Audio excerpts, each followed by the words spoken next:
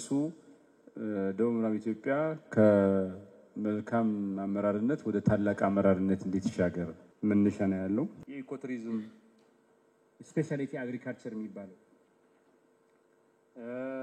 ያልተማከለ አረንጓዴ ኢነርጂ ታዳሽ ኃይል የሚባለው ዓለም ወደዚህ እንትን ብሏል። ዓለም እየተሻገረ ያለው ዓለም ያስፈልገኛል እያለ ያለው ነገርና ደቡብ ምዕራብ ያለው ሀብት ይመሳሰላል። የደቡብ ምዕራብ እድለኛ የሆነው ደቡብ ምዕራብ ከዚህ እንደዚህ ሀብት በመኖር ምንም ዋጋ የለውም። አሁን ግን ዓለም ግሪን ያልተማከለ ግሪን ኢነርጂ ያስፈልገኛል።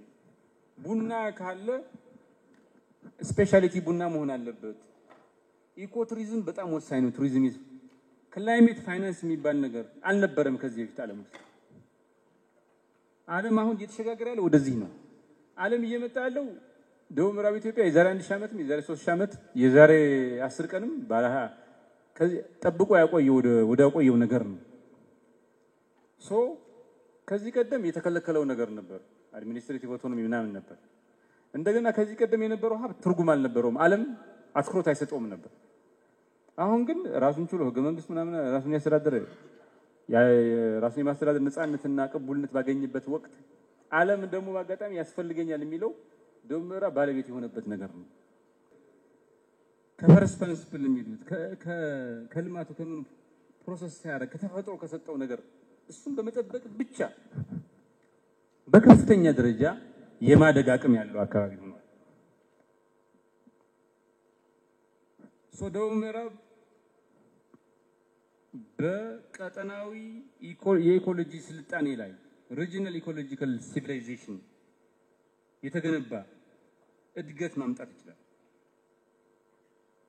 ለማደግ ጫካው መመንጠር አያስፈልገውም። ለማደግ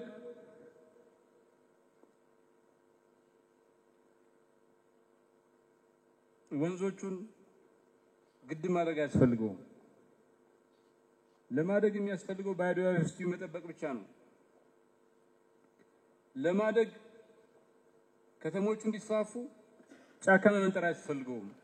ክላይሜት ሬዚሊየንት ክላይሜት ስማርት አርባኒዝም ሞዴልን በማስፋፋት የግሪን አግሪካልቸር የሰርኩላር ኢኮኖሚና የኤነርጂ ፍትሃዊነት የተረጋገጠበት ከተማ ሀገር መሆን ይችላል።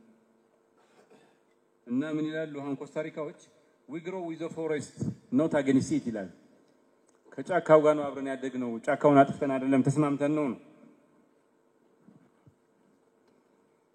ደቡብ ምዕራብ ኢትዮጵያ እንደዚህ የዳር ሀገር ሳይሆን መውጫ በር ሆኖ ማገልገል ይችላል። ጌትዌይ ሪጅን not a dead end መጨረሻ ሳይሆን መጀመሪያ መሆን ይችላል። ድንበርና ድንበር የሚያገናኝ ኢትዮጵያ ከደቡብ ሱዳን ጋር የንግድ ኮሪደር፣ የሰላም ማዕከል፣ የባህል የምናምን የልውውጥ ማዕከል፣ የትራንስፖንደር ሬዚሊየንስ አቅም ማዕከል ሆኖ ማገልገል ይችላል። ኬርላ እንዳለችው ይህን ኬርላ from margin to meeting place ከዳር ሀገርነት ወደ መገናኛ ቦታነት መሸጋገር ይችላል። እንደዚሁም ዲስትሪቢዩትድ የሆነ ካፒታል ኢኮሲስተም ማዕከል ሆኖ ማገልገል ይችላል።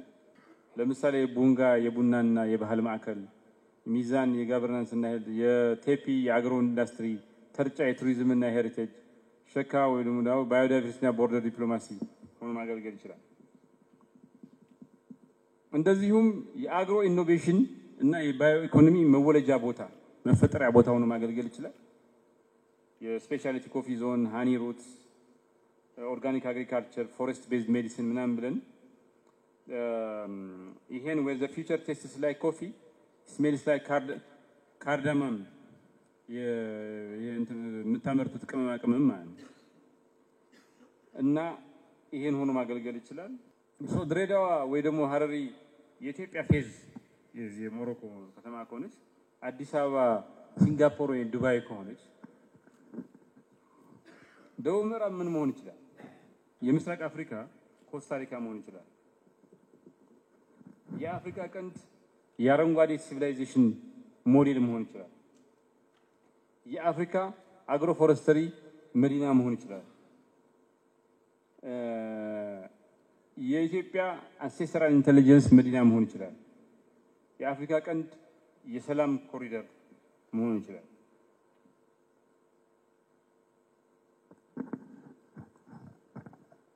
በአጠቃላይ እዚህ ክልል ውስጥ የህይወት ላይቭሊሁድን አኗኗራችን በመሰረቱ የሚቀይር ወጣት ተጠቃሚ የሚያደርግ ፍትሃዊ የሆነ አገልግሎት በመስጠት ይህን ክልል ማሳደግ ይቻላል።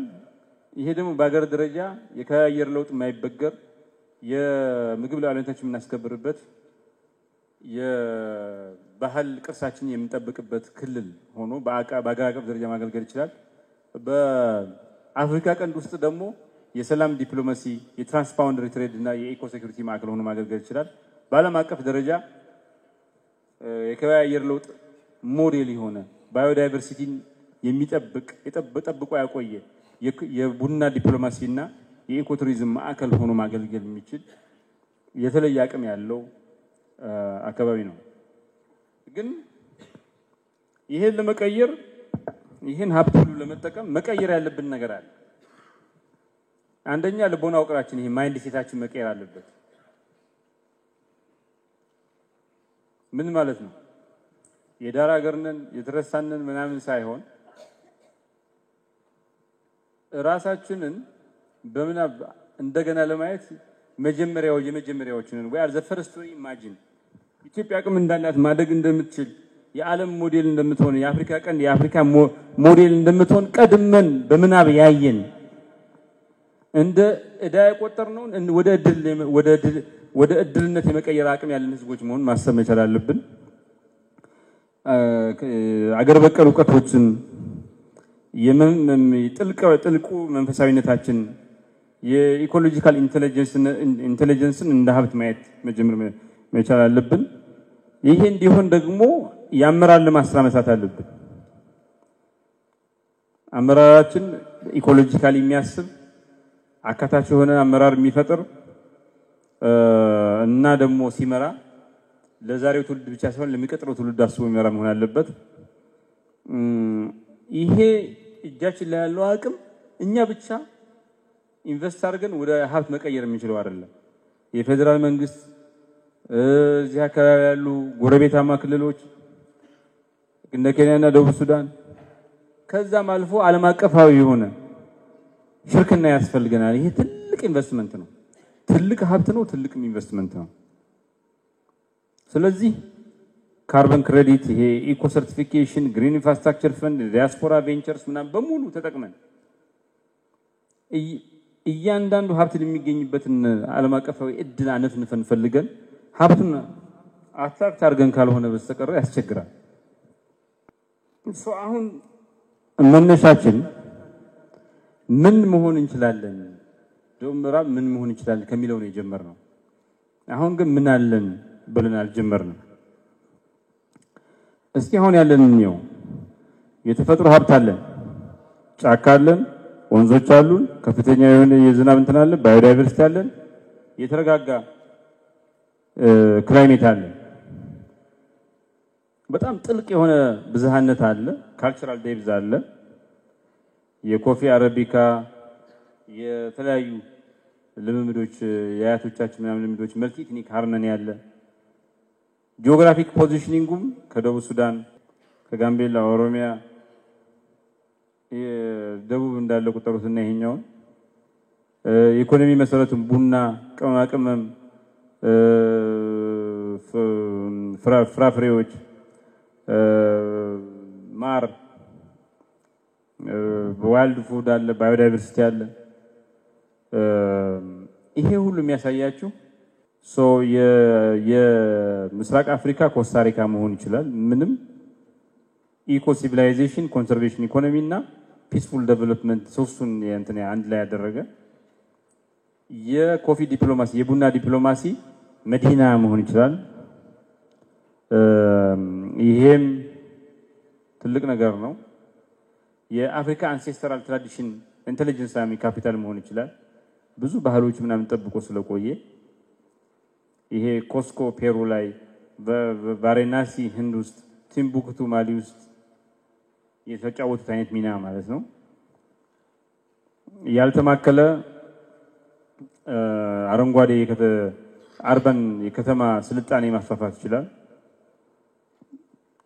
እንደዚሁም የሰላምና የትስስር ማዕከል ሆኖ ማገልገል ይችላል። የባዮ ኢኮኖሚ ፓወር ሃውስ ሆኖ ማገልገል ይችላል። ጫካው፣ ምግቡ፣ መድኃኒቱ፣ ገበያው አብሮ በሰላም የሚኖሩበትና የብልጽግና ምንጭ የሚሆኑበት የብክለት ሳይሆን የብልጽግና ምንጭ የሆኑበት የሳውዝ ታይሮል ጣሊያን፣ ኬርላ ህንድ እና የኢንዶኔዥያ ባዮ ኢኮኖሚ ሞዴል መከተል እንችላለን ማለት ነው። ይህን አንድ ላይ አድርገን ደቡብ ምዕራብ ከሌላው አካባቢ ጋር የሚመሳሰል ኮፒ የተደረገ አካባቢ ሳይሆን ኦሪጂናል የሆነ የተለየ ብዙ ነገሮች አንድ ላይ ኮንቨርጅ የሚያደርጉበት የሚገናኙበት ተፈጥሮ፣ ባህል፣ ኢኮኖሚ፣ ከተማነት፣ ጂኦፖለቲክስ፣ ዲፕሎማሲ የሚገናኙበት የአፍሪካ ኮስታሪካ የፌዝና ኮዮቶ ፌዝ የምትባለው የሞሮኮ ከተማና ኪዮቶ የምትባለው የጃፓን ከተማ የሚገናኙበት አፍሪካ ውስጥ የሚገናኙበት አረንጓዴ እድገት ማዕከል ሆኖ የሚያገለግል የምስራቅ የአፍሪካ ቀንድ የሰላም ማዕከል ሆኖ የሚያገለግልበት ቡና፣ ባህል እና ክላይሜት የሚገናኝበት ድልድይ ሆኖ ማገልገል ይችላል።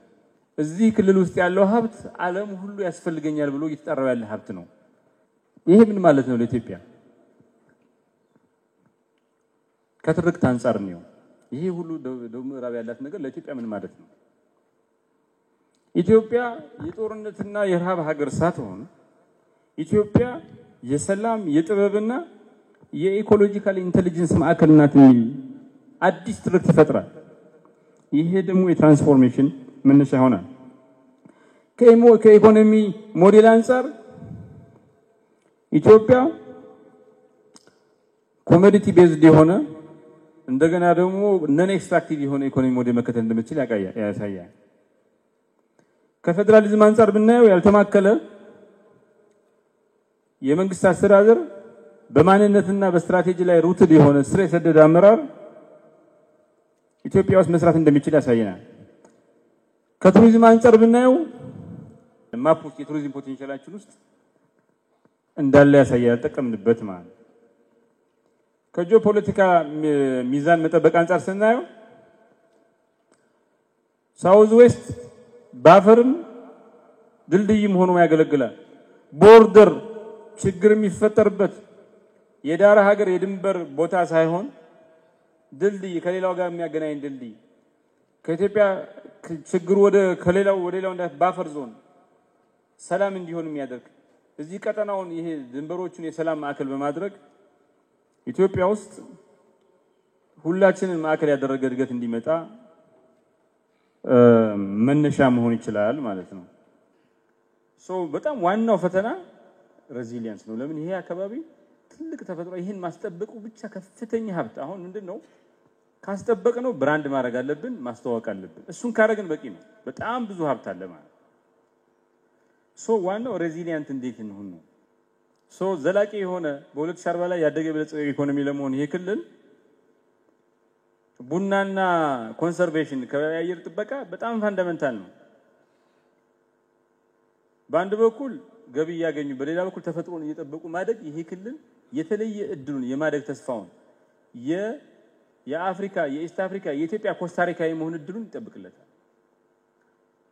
ፋንዳሜንታል ነው ይሄ ማህበረሰብ ተኮር ማህበረሰብ አቀፍ አግሮ ፎረስትሪ ኦርጋኒክ ሰርቲፊኬሽን ሼዲንግ ሲስተም የሚሉት ነገር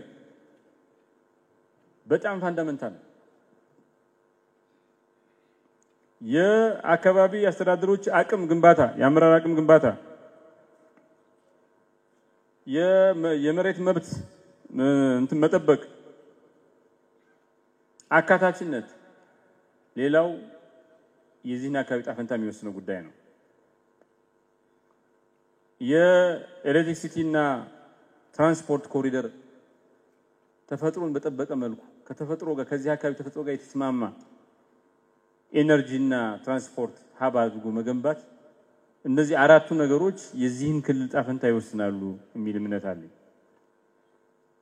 ይሄን ከጠበቅን ሞሮኮ ፌዝ የሚባል ከተማ አላት ግን ኮስታሪካ የምትባለው ከተማ የላትም ኪዮቶ የላትም ይህ አካባቢ የሞሮኮ ፌዝ ከተማ የላቲን አሜሪካ ኮስታሪካ